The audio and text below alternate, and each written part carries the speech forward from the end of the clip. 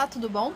Bom, hoje eu vou falar para vocês um pouquinho sobre os 5 motivos para ler Quem Teme a Morte, da Nnedi Okorafor, que é uma autora estadunidense de origem nigeriana. E ela faz toda uma literatura que quebra com as ideias que a gente tem aqui, principalmente nas Américas, sobre o que é fantasia, o que é distopia. Isso é muito, muito fera, assim.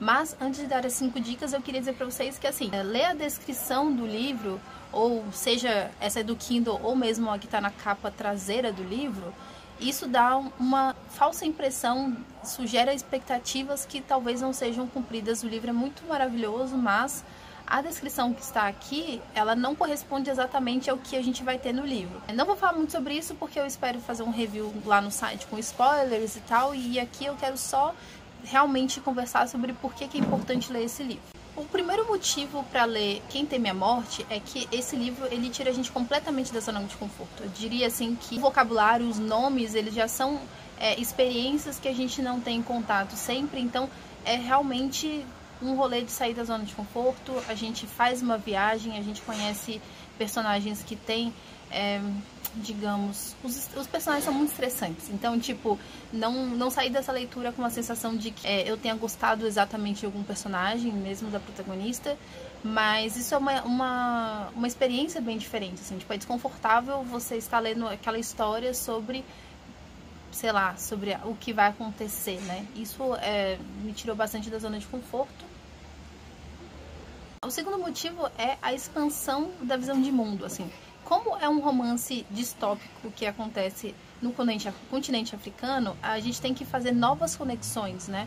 E a gente aprende muitas coisas, porque a autora, ela tem um conhecimento vasto, ela tem uma pesquisa sobre a cultura Igbo e sobre outras etnias que tem do continente, tanto na África saariana quanto na África subsaariana. Então a gente precisa fazer novas conexões, entender o que é uma distopia a partir do ponto de vista desses personagens que moram nesse lugar e que tem pele negra, sabe? Desde o começo é muito interessante isso, assim, tipo, expandir a nossa ideia do que é fantasia também, porque as personagens, a protagonista, né, a Onie, ela tem alguns superpoderes, assim, que são muito ligados a... É muito interessante a maneira como ela traz os horrores concretos do racismo, sexismo, enfim, todas essas problemáticas que a gente enfrenta aqui, lá para esse mundo dela do futuro, no qual as violências não foram resolvidas.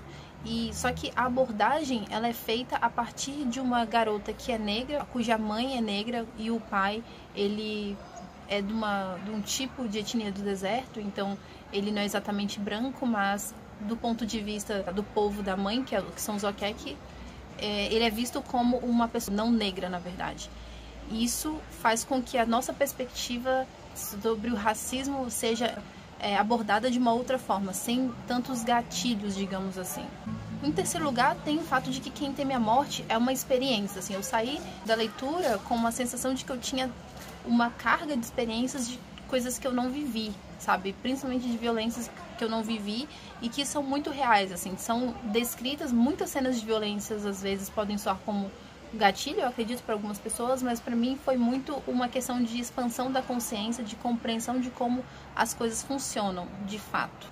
Embora em vários momentos eu acredite que a violência seja bem gratuita, ela acaba desafiando algumas concepções, ela acaba trazendo a gente para uma elaboração forçada dos sentimentos, assim, porque você não sente empatia real em relação à protagonista, em relação à maioria dos personagens. A gente sente uma empatia ética, assim, de que aquele contexto é necessário que você sinta que você precisaria, se você pudesse ajudar aquela pessoa, por exemplo, né?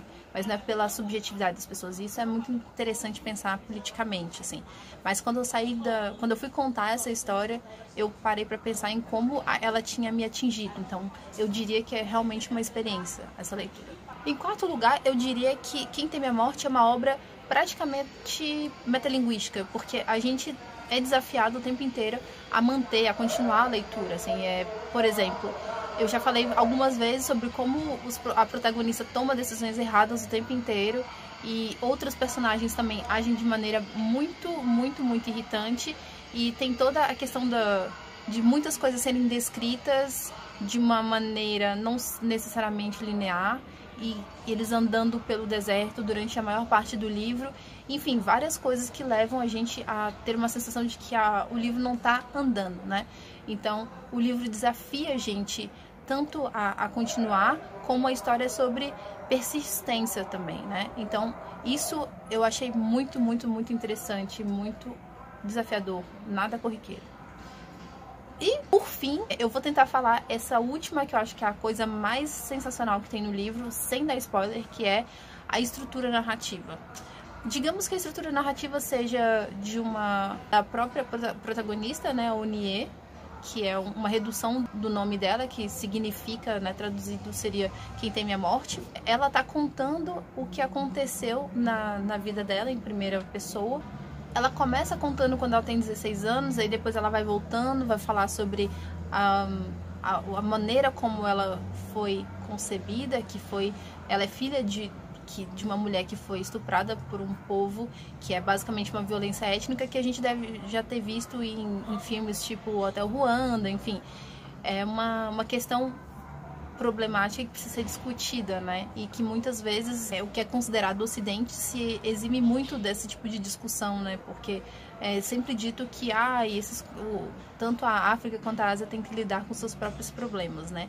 E alguns outros temas também que são colocados nesse hall, tipo a circuncisão feminina, enfim, a poligamia, vários outros temas, eles são também discutidos de uma maneira muito séria e de uma maneira que desafia também a gente a pensar, assim, porque nós somos pessoas negras, mas a gente não tem esse background de experiências, de conhecimento cultural, às vezes até mesmo geopolítico, e esse livro faz com que a gente tenha essa sensação, essa certeza desse vácuo do que a gente não sabe e que a gente pode e deve pesquisar. Enfim, resumindo, esses são 5 motivos, eu poderia enumerar alguns outros.